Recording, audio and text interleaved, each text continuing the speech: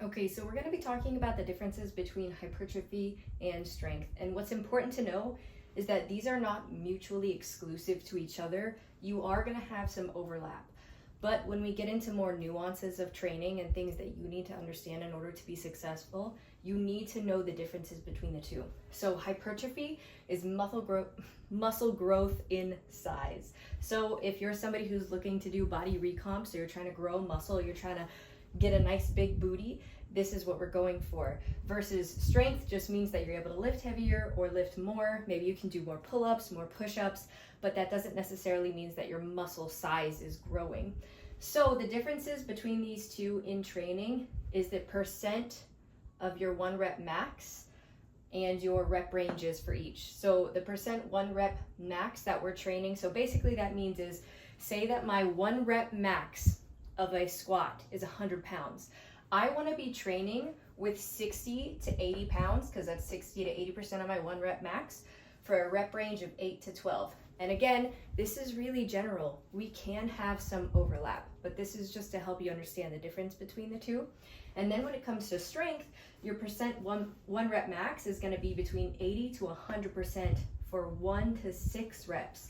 And you're going to have a lot longer rest periods too. So strength is lower reps, heavier loads. Now remember, nuances, nothing is black and white, okay?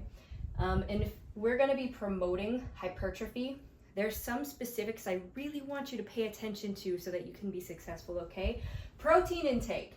Number 1, this is why I harp so much on protein intake, because it helps MPS, or muscle protein synthesis. That just means it's helping muscle grow, especially in recovery, okay?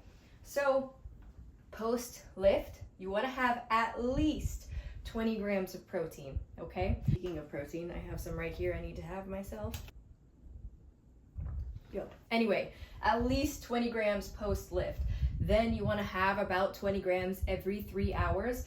And it's been shown that if you spread your protein intake throughout the day, it's more likely to help you achieve muscle hypertrophy, okay? Next thing we want to talk about is time under tension. This is so important, and this is something I wish I had learned when I was newer to lifting. I didn't know how important this was. So we're still going to be lifting at a high volume. So sets, reps times your weight is the volume. But you're going to be lifting at a slower cadence. Why is that? Because this increases your muscle protein synthesis, growth of muscle. So you want to slow down your reps. And what that looks like is it's usually slowing down in the eccentric portion. So for example, if I'm doing a weighted sit-up, watch how I'm gonna get up, and then when I come down, it's gonna be coming down in a controlled manner and a little bit slower than just falling back down to the ground. And you can mess with time under tension with increasing the eccentric time, so taking like 3 to 5 seconds to come down. That can really help increase that time under tension.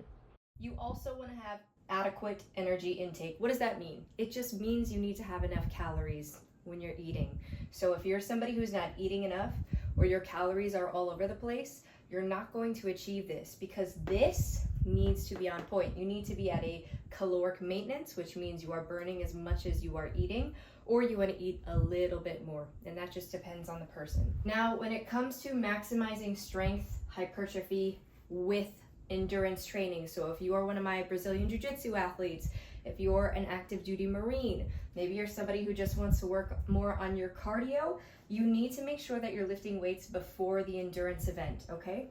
So something you need to understand about the balance of it all is when you have a goal for something, it's going to take priority. And not that the other endurance training is necessarily going to take a hit. It might. However, the goal is to make sure that you are maintaining it as much as you can. So what you can do in order to do that is to increase the intensity, but then minimize the duration that you're training, okay? So that can also look like the frequency throughout the week, how often you're training, as well as the duration when you're actually doing it that day. And that's going to depend person to person. And then again, adequate calorie intake. So you got to make sure you're getting your calories as well as your protein in.